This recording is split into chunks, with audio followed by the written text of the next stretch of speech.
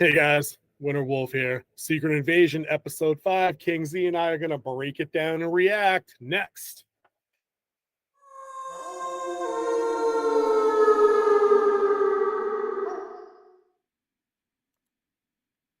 Hey, there's that dapper looking SOB. What's going on, guy? Hey, how you doing today? Doing. I see you're repping the Dunder Mifflin as your fifth job of the week. That's good. You know, it's always good to get back to basics. You know, put it in them hours, lugging the paper around town. Good stuff, man. They deal I in need to get me paper. one of them shirts. Have you heard of paper? They're only Staples' main competitor in the area. But anyway, dude, so we were talking just briefly, right? Just for a couple minutes before we set up shop to do Secret Invasion Episode 5. Just came out today. If you guys haven't seen it, you might want to go check it out because, as always, Kingsley and I don't pull any punches with the analysis and the spoiler. It's Kingsley, give him that siren thing with the woo, woo. But first, there it is. let's do our little intro package. Oh, even better. Oh, that's right. We get the fancy green one. We're all about that. Nice. With my But cool background here. Oh, there, oh, look at that. I see him peeking in the middle. There we go. All right. Liking it. But dude, I'll say this like I was just alluding to, man. This is the episode for me that I've been living in perpetual fear of since the show got off the ground a month ago.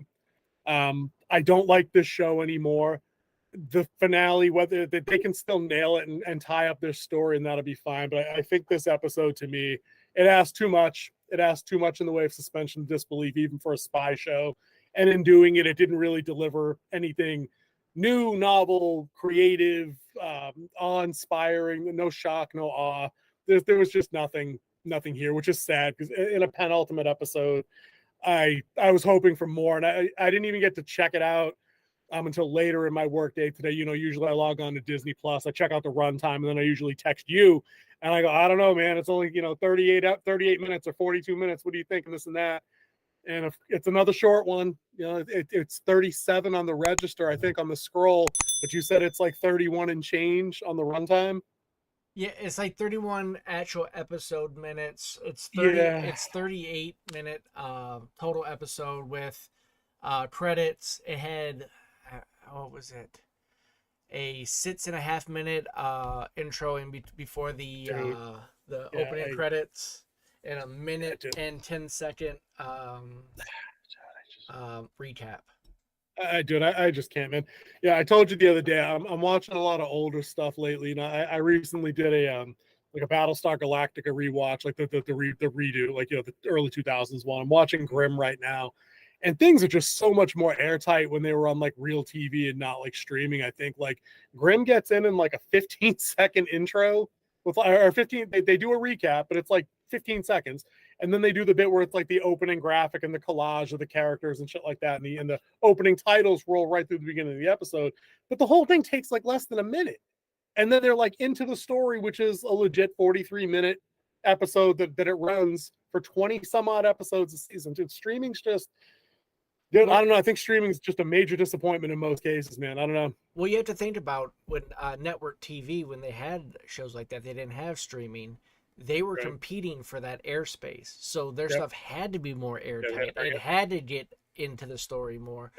Plus, you had to fill in time for ad breaks and stuff like that because it was network TV. Streaming doesn't have that competition. If they put out a show, they own that show that they put out. So when you want, so they don't have to have that because they have guaranteed time.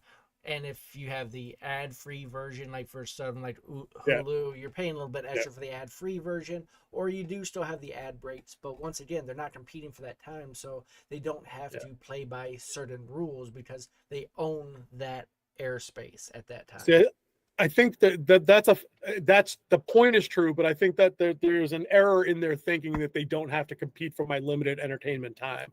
Because if it were guys like us that weren't reviewing channels, and maybe we were just two dudes that had the same job and we were shooting the shit around the water cooler and whatnot, those guys, the normies, we call them, the casuals, they'll check out of a show and just move on and watch something else. Like very few people are compelled to watch, for fear of missing out, that whole thing, an entire show, when you're talking about, a 6 to like a 20-hour investment of like your lifetime, especially your entertainment time as like an adult, as a grown-up, as a parent, runs thin. You know what I mean? You don't really have time to screw around with shows that are just coming up lackluster. And I think we're going to see that borne out at the end of this show. Like, sooner or later, we'll get some numbers leaked. Somebody will put it out there. We'll see just how low the viewership dip for this show, because every time I check this out in anything that tracks like trending, things online on social media, like Twitter trends, Google trends, things like that, this show is a no-show. Like, it's a ghost. Ironic that it's a spy show about ghost. You know what I mean? But it's like, it's not on anybody's entertainment radar to discuss.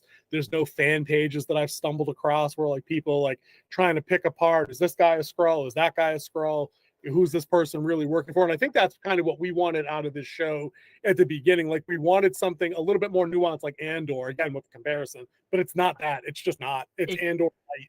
And they can't even do that in 6 episodes. You wouldn't have that intrigue of knowing who's a Skrull, not a Skrull. Now, what they could have done, like they did with the phase 1 through 3, the Infinity Saga, is they could have introduced this one and not have a clear wrap up. Like, do the 6th episode to introduce the Skrull, the Super Skrulls, the agenda, and then weave it throughout the next 2 to 3, 4 phases through the movies and TV shows to see if you to pick out who's a Skrull, who's not a Skrull, and like that's a pretty good idea. Have that hidden agenda in there, which they should still try to pull that off. But I doubt it. I think they're going to wrap it up in a tight bow because contracts do end, and you can't have everybody like. I mean, we saw the death of Ben Mendelsohn in this. Like, he's not coming back because in Marvel, if you don't see a body, more than likely they're coming back. But if you see them burn a body, they're dead. Dude, I was thinking that was actually one of the notes on my page. I was like, do these guys actually have the stones to do like the fake Ben Mendelsohn's character Talos's death, and then reverse, and he comes back to save the dead? And I'm like, no, do they actually cremated his ass? And they recover this, and this is just in the middle of my list, and we'll just work around this one, right? So, like we were talking about at the end of the last episode, apparently the shootout resolved in such a way that the good guys were able to recover Talos's body somehow. They weren't all wiped out. Like, Rhodey's fake guys got away with Talos's body somehow, but then somehow it comes into possession of Gaia. Like, how did they liberate this body from what, like, level 42 secure government lab where they're operating on aliens and faking autopsies did they get this body? Like, I would like to see that episode. Where is that? Because as it stands, it's just fucking dumb. And they had it only for the sole purpose of having the funeral scene so you could maybe get that emotional punch of, alert, I let my dad down and now he's gone and I don't remember the words to the prayer and I got to connect that to Fury's. What? I don't know. There was just so much dumb in this episode for me, man. So much dumb. What was your overall impression of the episode before we jump in? Mine was overall dumb. Where are you falling this time? Because I think we've been more or less sort of in line, a couple of minor highs and lows in our viewpoints or differences in our viewpoints. What did you think? I just want to see the end, see how they're going to tie it up. This episode, I would call it the go home episode because it needs to set up the final battle. If you're We referred to wrestling throughout this because they referred to wrestling in it. The Go Home show is the last TV episode before you go to the major pay-per-view event like SummerSlam, WrestleMania, stuff like that.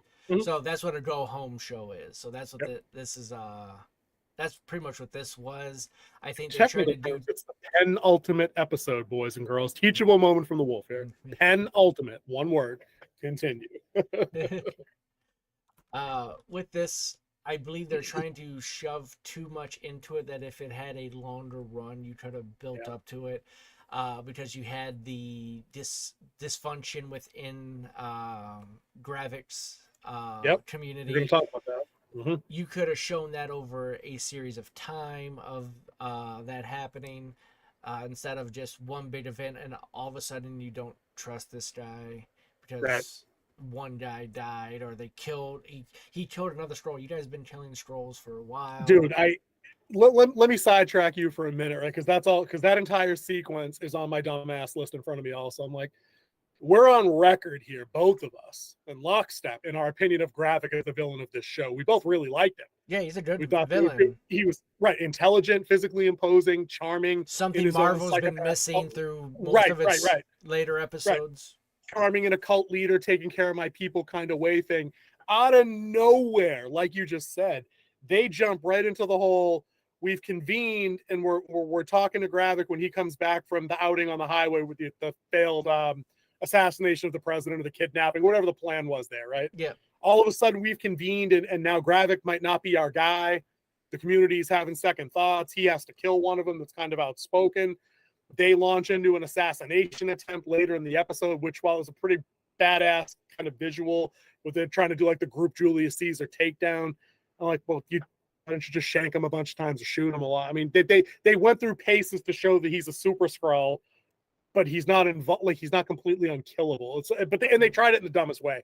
But yeah, dude. So Gravik flips gears, and he's putting down the assassination attempt, and then he's like, "Who else wants some?" Like it's a WWF event. Wait, can we say that, or is it WWE? I still have to say that. Right? We get sued. Yeah, WWF is the World Wildlife World Fund. Wildlife Foundation. Yeah, dude, we're looking at you. You ruined a good thing in the '80s, guys. Screw off. Anyway, so yeah, dude, Gravik is a wrecked character for me now. Like I don't care what he does in episode 6. He's going to be a mustache twirling jackass, except for the final frame. Right, exactly. He'll be that guy until the last frame where Fury's about to put him down, and he says, "I only ever wanted what was best for our people." Like he'll revert to that guy, and then he'll die. And then Marvel once again will have squandered a fairly intimidating villain on the altar of victimhood. To be like, oh well, girl, maybe he didn't have a point. I like, just no, wanted a home. right? And again, MCU, you can't do that when you already told us Thanos' planet is out there. You can't, dude. Once I read that on Reddit, or when you told me that, dude, it's stuck in my brain. I'm like the front burner for this show, and I'm like, this is a world where they all know the Avengers went and fixed things. So nobody asked where they found Thanos and killed him, and they don't just ship these green sons of bitches there and live peacefully ever after. Come on, dude. I'm really disappointed today. I mean, this was the episode where I've been holding on, being like, yeah, let's just watch, see what happens. Like you said, we're gonna watch next week because we're gonna wrap it up. It's just 6 episodes. Yep, it's not a big time. It's half an hour probably, dude. And I'll take that bet if you still want to have it. There's no 2-hour episode coming, dude. You're dead wrong on that prediction. That's the King Z prediction that's not happening. Fact, not yet. Not opinion. Fact, dude. Not on this show. You might get it in Ahsoka next month. And actually, heads up, guys, we will be doing the Ahsoka coverage. Even though I think King Z might be on the road for some of that. Is there a vacation? I will be doing a vacation. Yeah. It will be right after this show wraps up. I will be out of town. Probably miss just one of our other shows that also airs at 9:30 Eastern on Thursday nights, our Winter Watch, where we cover topics of the week and in entertainment, video games, all nerdom, we do discuss. So if you have time, you should come check that out on Thursday nights, 9:30 Eastern. Love to have the chat. That we do live. We do it live. Because why not? If I'm going to mess up, editing ain't going to help it. We were here anyway. So anyway, back to Secret Invasion. So let's just run through this episode real quick, bang the bullets, right? So it opens with Fury's delivering the president to the hospital after the highway ambush. He's rolling him in. He's like, don't trust Rhodey. You can't trust Rhodey. He's a Skrull. Nursing separates him, takes him directly to surgery. Fury pulls up a gun. He's watching his post at the door, like he's going to protect the president at all costs. Like a good little soldier. A good little soldier, and he's back in the business apparently. One thing leads to another. We get the Gravik scene that we just kind of talked about, where he's losing all his charm, and people are starting to second guess him. We get back to the hospital. Rhodey shows up with a bunch of his goons. They're going to see the president to keep up appearances and everything else. Fury jumps him in the hallway. Rhodey warns him off and says, "Hey, it's 6:00 tonight. Everyone's going to see the footage of you shooting Maria Hill, in Russia from, a week ago, whenever it was." And this is on my bullshit list, right? Why is Nick Fury surprised Rhodey's doing this? He knows it's not Rhodey, and he's already been threatened with this course of action if he interferes. So why? Like, it just seems like stupid writing here. Like, I just can't. at this point, like, I can't allow this to cloud my judgment because I like the Nick Fury character, or I like Rhodey character, or I like the idea of the show. Like, it's just dumb. Like, they forget what they've done in the episode, like, right before this one. But when did Rhodey have the time to actually release it? Dude, it's on his laptop. He could have set the effing timer. That's true. Like we don't schedule our posts. Come on, dude. Because in the last episode, he's like, if you just walk away, we'll make this disappear. And all Right. the copies I had of it. And he shouldn't have trusted him to do that either. It's a spy show. This is what I mean, dude. It's a spy show. You have to expect that your enemy and adversary doesn't do what they say. This is Nick Fury. Well, it was. It's Jake Fury now, according to the thumbnail that I got from a random source on the internet, and totally not me throwing one together. But so that happens, and then it makes me think this. Why don't they just take Nick Fury in? Why don't they just capture him? They had like 4 chances. Just take him in. Because you can torture him for what you need. That I can explain. Please, you have the floor. That I can explain, and that goes into the whole overarching of the whole series. So we know they want to make Suprt Skrulls. They know that they've been capturing DNA from different beasts on Earth, and that's where the right-hand man failed to get the arm of obsidian, which is supposed to give him strength. He's like, they had that in this where, like, you failed to steal what you were supposed to steal, which was that. So then it plays out where he wants the harvest. They explain what the harvest is finally, which is good explanation. Which every Avenger bled in the Battle of Earth at some point, and you just see it through. If you go back and watch him, was that Endgame? You didn't see Endgame. It was battle at the countryside mansion. Every last one of them. Every last one of them. That was cool. That checked out. That was cool. Yeah. So the reason why they can't kill him is because they don't know where he hid it. They need to find out the location of it. They could torture him for the information though after they capture him. That's the one I talked myself out of. I was going to ask you why they didn't just kill his ass if he's in the way. But then I reasoned it back to you capture him. Torture fails like 90% of the time. Just people would just say they can't say to end it. Yeah, dude, in real life. But see, again, this is a show, so we can use their bullshit argument against them that I can suspend disbelief and this and that. And then you write that in a part of the story that, he lies and sets them into a trap where Ben Mendelsohn's really waiting. I don't know. That shit just annoyed me. But I'll say this, right? The other part about that, he's dead. He's dead. He's actually dusted. Him and Hill are both dead. Yeah. They are not coming back. So did you notice in that scene where he was explaining the Battle of Earth and Avengers DNA, he had to mention Carol Danvers by name? This is like they name drop her in like 4 straight episodes. And I'm like, listen, unless you guys have the budget to pay Brie Larson to fly her blonde ass in here in episode 6 and save the day, stop saying her name.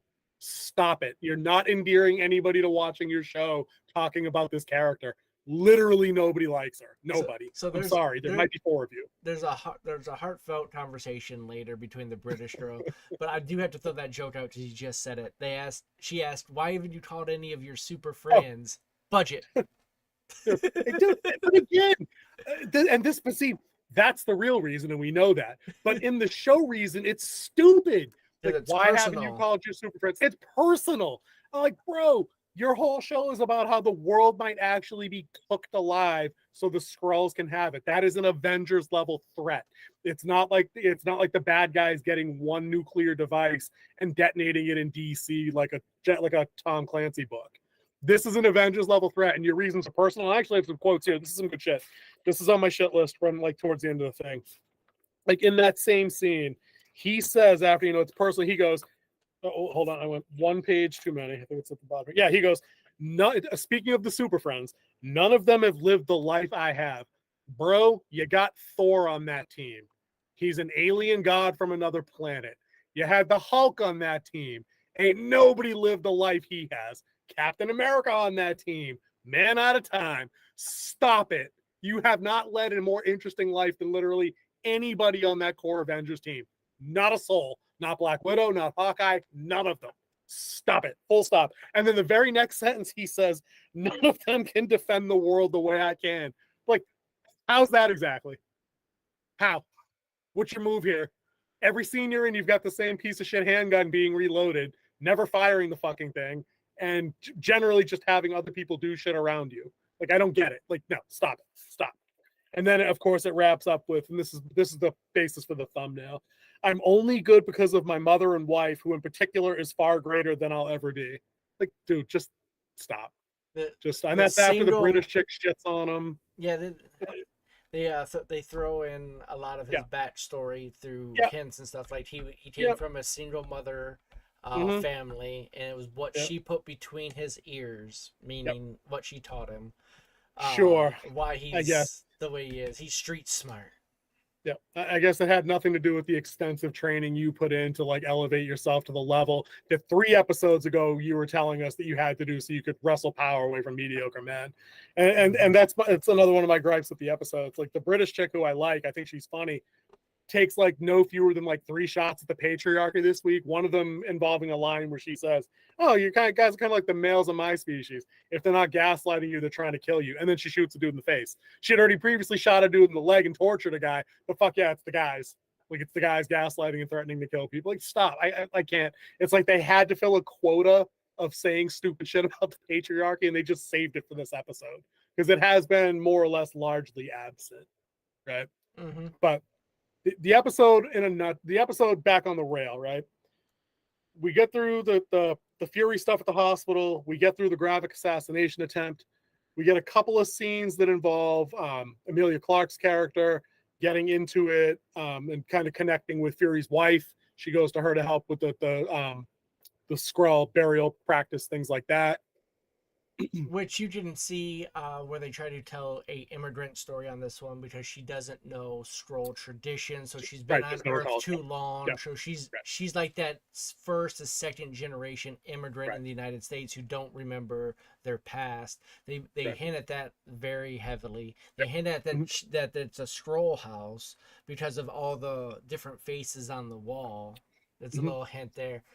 And then she talks about why she stayed at the house, the purpose of the house, and everything that during the scene. But then it comes down to a quick gunfight that was, I would say, about 1.5 minutes long total, where they take down 8 gunmen, proving that it's Nick Fury's house, as he has weapons everywhere in that house. Yep. I thought that was actually a pretty badass scene between them two, because it was a straight shooting gallery type scene, and I thought it was choreographed pretty perfectly. It was almost video game-esque because of how they were coming in. You didn't know where the next target's coming in at. They did have some pretty good camera work there too, because when they got into that back-to-back bit, they did give you that 360. It was a quick shift, and it kind of came around them both, so you could see what each of them was kind of looking at in that moment. That was pretty cool. You know what I like most about that fight scene personally is because it was a straight-up gunfight. I didn't have to see 36-pound Emilia Clarke throw a dude through 4 layers of drywall and outside. This was a shooting situation, and she was just pumping rounds out of that shotgun and mowing dudes down. My only nit to pick with that scene was the flashbang. 4 feet away, everybody in that room is blind, deaf, and thrown up. and this here just kind of tangled it across the floor, literally it bounced twice and exploded in her face. And I'm like, okay. All right, I mean, there's some good guy, bad guy, plot armor going on here, but whatever. I mean, the gunfight was still okay. I thought that was all right. I liked one of the things I liked about the fight is where she ran out of shotgun shells, pulled her sidearm enough to get the thing, then get down and start reloading. Good reload too. It was a really good reload for a shell. I was digging that. I made a note of that. There was something else I picked up in the gunfight. What was it? It was the shell thing. It was the camera pivot, the flashbang. Oh, this is gonna drive me nuts now. I can't remember. It'll come back to me when we're talking about something else. But I thought it was okay. I mean, it set up both of their. We had already seen Emilia Clarke in action. We know Fury's wife probably has some game on account of she was ready to shoot Nick Fury, and they both missed their shots at the same time, scene kind of thing. Yeah. So we know that they've got a little bit of hustle. They each have some hustle. Do you think Mrs. Fury is coming back next episode to partake, or have they gone their separate ways after she dropped Gaia off? I think it will be a combination of all of them back together again. Okay. Because they've already paid for the actor. Might as well get as much out of them as you can. True. Makes sense. Did you know that she played Nick Fury's mother in Samuel Jackson's mother in another show? Oh, no. Yeah. Where in? What in? Oh, what was the show? Oh, we were just talking about this. Yeah, she actually portrays Samuel Jackson's mother in another show, which I think is kind of funny that now it's his wife. Dude, the MCU timeline will do that too. It makes you think somebody's one age and then in a different project elsewhere for something else. There's somebody else. Shit happens. So British chick also in this episode comes back after like a 2-episode break. All of a sudden, she knows her boss is a Skrull, shoots him in the leg, exposes Skrulls to her security team. Like, okay, I mean, how did you know he was a Skrull? I mean, I guess that was one of the ones I was hoping maybe you remembered something, because I don't. I don't know why she would have any reason to believe that. Unbreakable. She was his mother in Unbreakable. Oh, okay. Oh, the movie. Yeah, the movie. Got it. Yep, cool. Mr. Glass. Yeah. Cool. So, British chick, shoot dude in the leg. Don't really understand how she knew. She found the plans to the Super Skrull machine. She was asking, they had found Dr. Dalton, who was working obviously with Gravik on building the machine. Yeah. Not sure how she was part of that, because I thought that she was torturing the dude for the Dalton name, so she would know that. Yeah. And she got the Dalton name from him. Okay. But I don't know how she knew her boss was a Skrull, just arbitrarily shot him in the leg and exposed him. Which, by the way, that is his third MCU character. Whose? The guy that got shot? Yeah, that's his third. Oh, no, who else has he played? He played Odin's dad in the Thor 2. Odin's dad? Yeah. Yeah, remember when they introduced the Dark Elves, like in the flashback scene, and it was like Odin's dad establishing the seven kingdoms. He portrayed him. Trip in the Wayback Machine. That's not one of my favorites. I think I've only seen that one like twice, and it's been a hot minute, so I'll just take your word for it. Who was his third guy? And then his other one is like, what was his name? Mr. Finch. Mr. Finch. Oh, let me. In what? Like in a bit player in like an Avengers Age of Ultron or something? Like, is he a UN guy? Is he a Hydra guy? No. Let's go to this episode. I'm gonna see if I can find him in IMDb, and I can tell you exactly. Yeah, no worries. The other one. So yeah, when you're looking for that, I'll just vent a little bit more about the MI5 lady, because I do like the actress. I think she's kind of funny. She does the chipper British proper woman thing, which is always funny when deployed properly. So I do like the humor that they pulled out there. Yeah, I didn't get why she shot him in the leg. She had a couple of episodes off. For some reason, she hasn't been communicating back and forth with Fury, that she doesn't know Rhodey's a Skrull, so she gave up kind of sensitive information because Britain and the US are allies, and why wouldn't I? And that brought me to one of my other kind of gripes about this show, which you touched on a little while ago. In a spy type of show, I'm like, where are all the the passwords and the counter phrases so you can assess somebody's like identity, and like where's all like if you guys know there's Skrulls, why don't we get into the whole like, can we get a blood test going so we can identify who the Skrulls are and like be sure about some of these things. And they leave all of that out, so it really just it keeps stakes so low for me that I just don't care. Like there's no more.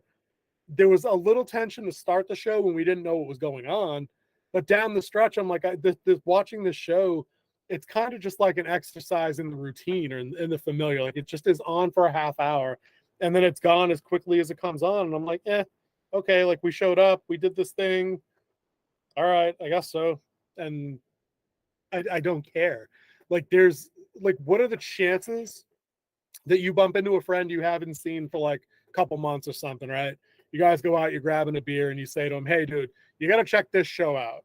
What are the odds that you recommend Secret Invasion to someone? They have to be low. I mean, you rate things higher than I do, but I'm guessing this isn't at the top of your recommend list for folks, even if they like genre stuff like this.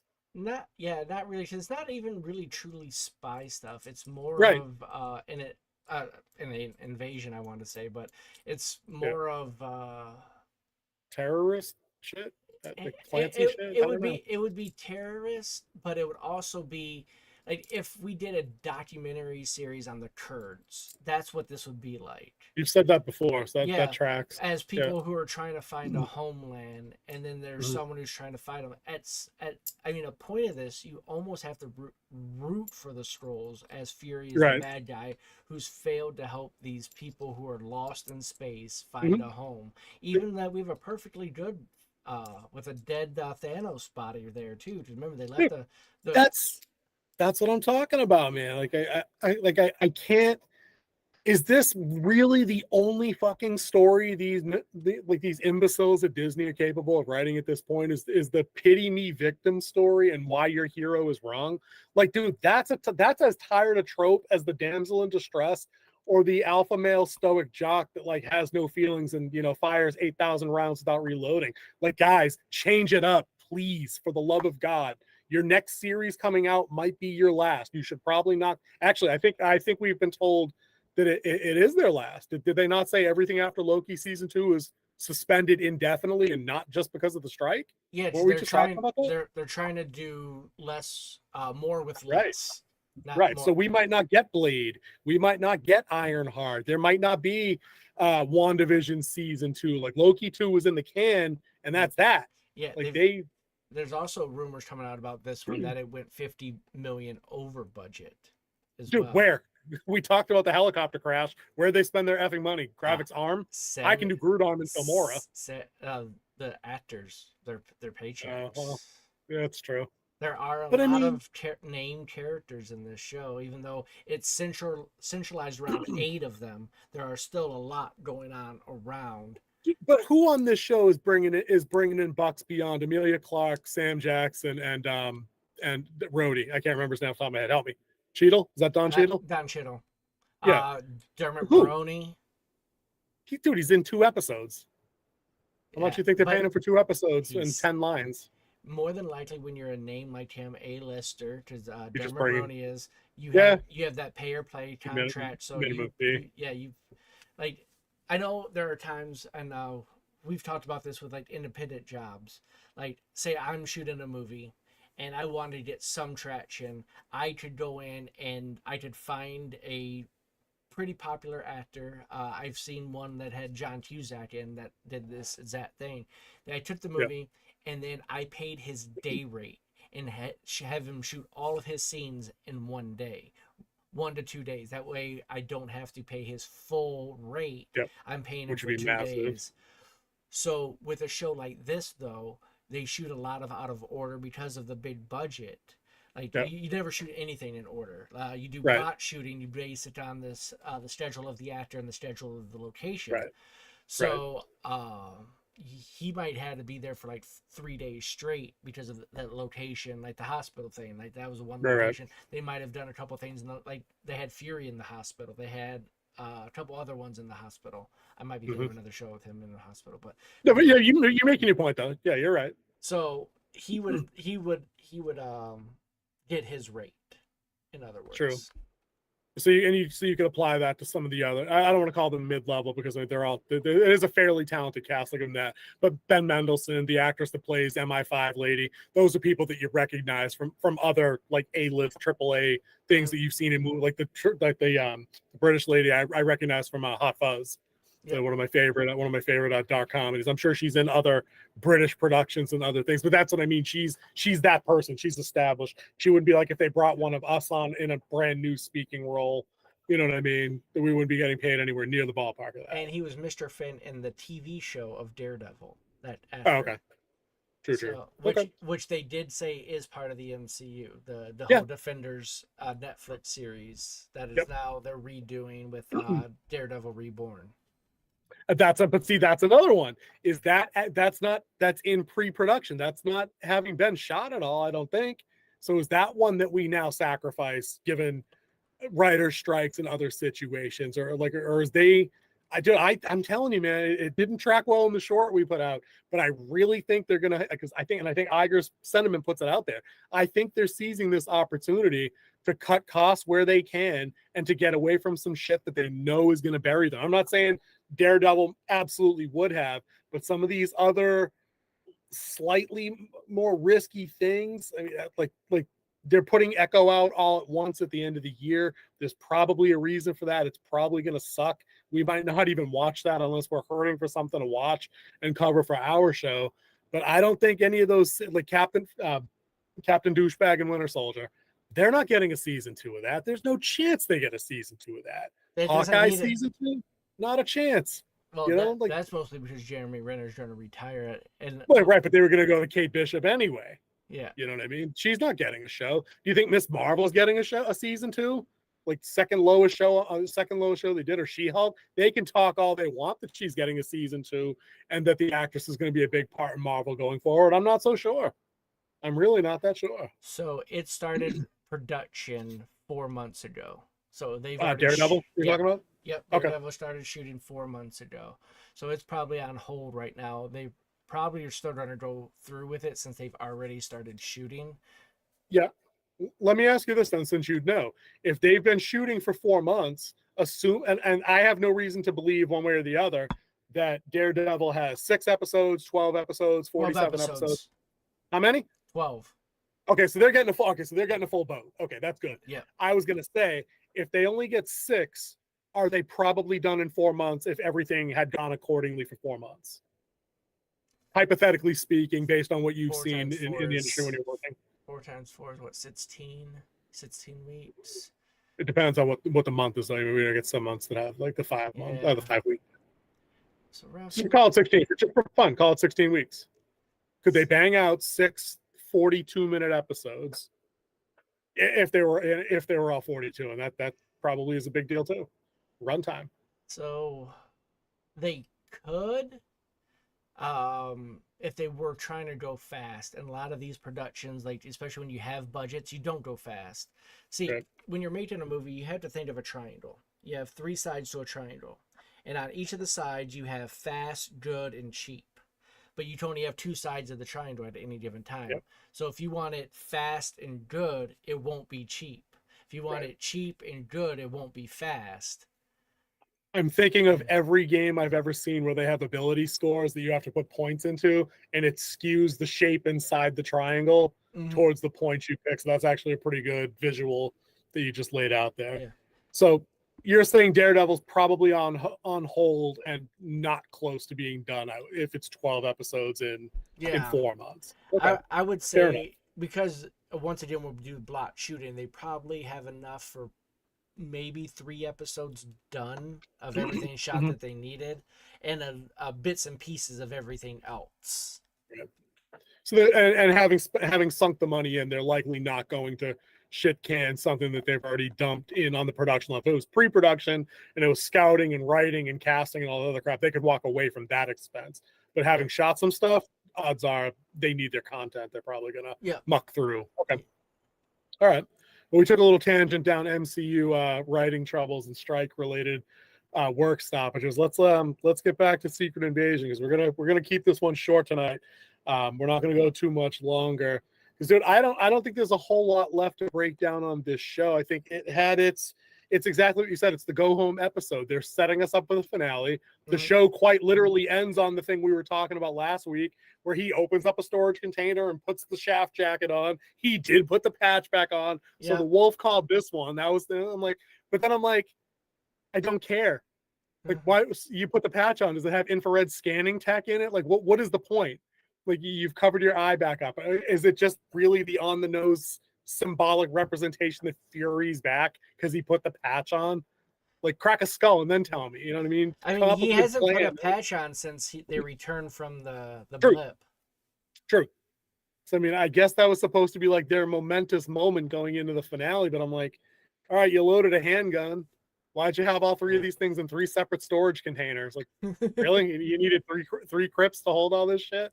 Like, I'm like, no, it's just got a box and it has the patch and the handgun and a picture of you and the wife as younger people, like in the memento box. And then you pull the coat out and you shrug it on, you walk out and you go, let's do this. Like, but it just, I don't know. It just felt hollow. I didn't care. And I know that's because the show has already kind of lost me going into probably the midway point. And I'm just like, oh, all right. I mean, I'm not sad that we watched it and, had fun shooting the shit about it, but it's not. Dude, put it like this perfect example. My father and one of my brothers typically wait for one of these shows to go yard and be done before they get into it. They don't do the week to week thing. They just binge it together on a weekend. You know what I'm saying? Right. There's zero chance that I tell them, hey guys, and they know we do this. There's zero chance hey, you guys got to watch this one. But I also know there's zero chance that they'd watch it independently. Like they would ask me what we thought of this one. And even if I gave them like middling kind of praise, they'd be like, yeah, I don't know, it's 6 episodes. Doesn't seem like it'd be enough to be worthwhile to sit down and do. Like what's the original story here? What's the novelty of this show? Skrulls? Like who cares? Yeah. Also, one more Easter egg from that area of that conversation with Sonya and Fury is Yep. she refers to Darwinism, which we all know is evolution, Yep. and which could be hinting at, which they've hinted at a few times, of mutants. Yep. Homo superiors. Superior. Yep. True. I mean, they're good. That's a deep cut Easter egg, and if that's the interpretation, that's cool. I mean, we can wait. And that's the thing, though. I want to read all those things into those Easter eggs too, but I think that's us doing that. I don't think the people that are putting this shit together know that stuff. That they're not clear that their word selection in certain bits of dialogue or exposition mean what they think it means or don't mean what they think it does. You know, we could pick that up every time, like if one of these jackasses use the word sentinel, you know what I mean? Yeah. Millions of people on YouTube like, alert, it's sentinel time, giant robots and pew pews. And no, dude, they just meant guard. That's all they meant. That's all they meant. That's it. You know, that because I don't think they know that, you know what it is? They don't have the Henry Cavill over there doing that lore check and like that canon check and telling them, oh, you know, like if you say Wolverine was here at this point, then you got to know that Sabretooth comes in at this point and then he doesn't meet, you know, Professor Xavier until they don't have that guy. They're just like, we've seen pictures of all these characters where they exist in a larger world of media. We just make them do what we want. They're just action figures in our sandbox and we can make them do what we want. Yeah. You know? So I don't know, man. Let's wrap up and talk about expectations for next week. Not even necessarily predictions.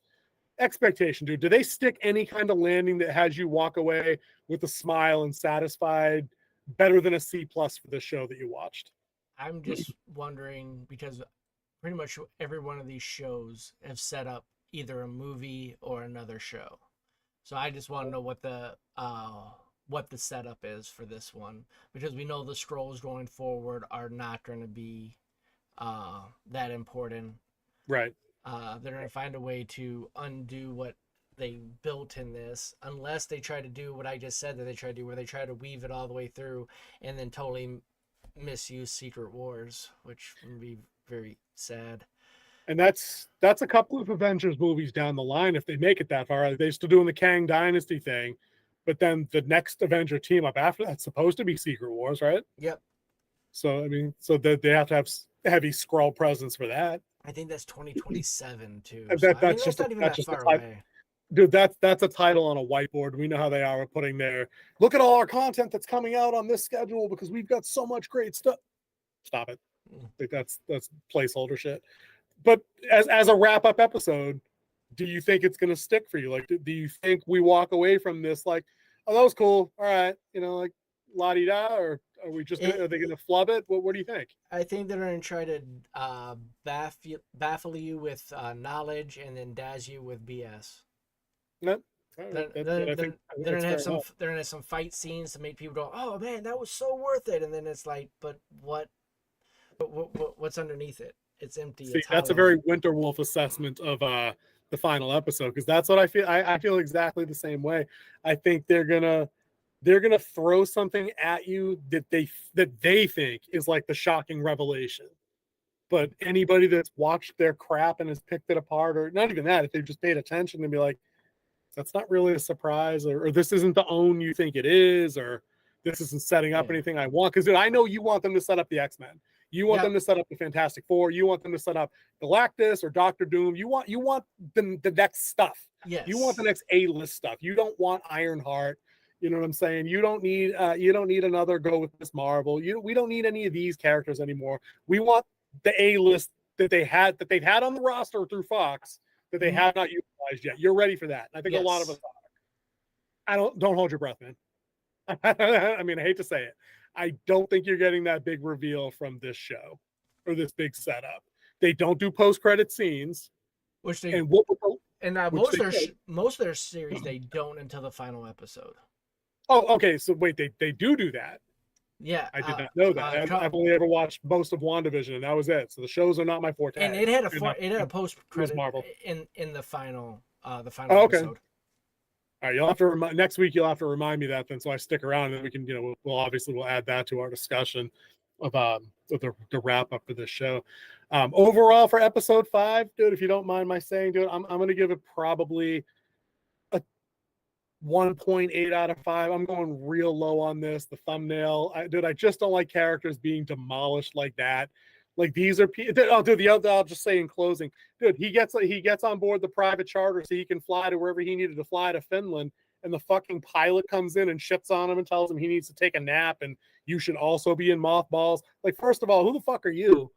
How do you know I'm Nick fucking Fury? And if you knew I was Nick Fury, you probably wouldn't be telling me I need to be mothballed. I'm the fucking man. So you do recognize him from Black Widow, right? Nope. Yeah, didn't watch that shit movie. He was the one who got her all the stuff. Yeah, I waited till it came out on streaming before I saw it. Dude, I'm not watching Phase 4. Fuck Phase 4. Dude, I can't do it. Yeah. So he's a known guy who already knew Fury. Yeah, he shouldn't be talking to him like that. He's one of Fury's guys, actually. Still shouldn't be talking to them like that. You just don't. It's stupid. I don't care. I do not care. Fury at this point in his life is an established hero that has saved the fucking planet. Show some respect. Put some respect on his name. Just do it. Just fucking do it, dude. So yeah, 1.8, dude. Where are you coming in? I'll go with 2. Just a solid 2. Okay. Nothing too spectacular here. You wrapped up some stories. You tried to they tried. Dude, that's a perfect. I mean, that's 2. That's exactly what a 2 is, isn't it? Like in a rating out of 5. 2 is they tried. 3 is, yeah, it was pretty good. I'd probably tell somebody to watch it. 4 is you get kind of geeked up to talk about a couple of scenes, and then 5 is obviously, oh my god, this is the fucking best episode of streaming TV I've ever seen. So yeah, I'm right there with you. But just the shots at Fury were too much, and the it's all guys' fault. Put that shit away. Stop it. It's not making anybody watch your show. Just can't do it. But dude, I think we're going to be done here. We're going to keep this one abbreviated on account of some scheduling issues. King Z, thank you for stopping by and talking about Secret Invasion. We got one more week of this, folks. One more week. Next Wednesday, 9:30 Eastern. We'll be here towing live like we've been doing for every episode. We're just doing live because it's so much easier than editing it and trying to get stuff out in the week. It makes it easier. Come in, join us, join the community, drop a line. We'll answer you. If you look at our chat history, you'll see that we've answered anyone who says anything. Again, thank you again for your time. Sorry the show wasted it. And oh, dude, he admitted it. Clip it. He admitted it was trash. He didn't say trash. He just said it was a waste of time. And then, trash is the next tier down. And then join us tomorrow night, 9:30 Eastern, as we go over some hard-hitting topics like the writer's strike that could impact the entire entertainment sphere, everything, the entertainment multiverse. Yep, because it's not just one now; it's 2. It's all on the line, guys. That's going to be it for us. We appreciate you stopping by. Winter Wolf here, King Z over there, working with the Thunder Mifflin people, person, paper, people, done. Take us out here, Mifflin, Thunder Mifflin, paper. There we go.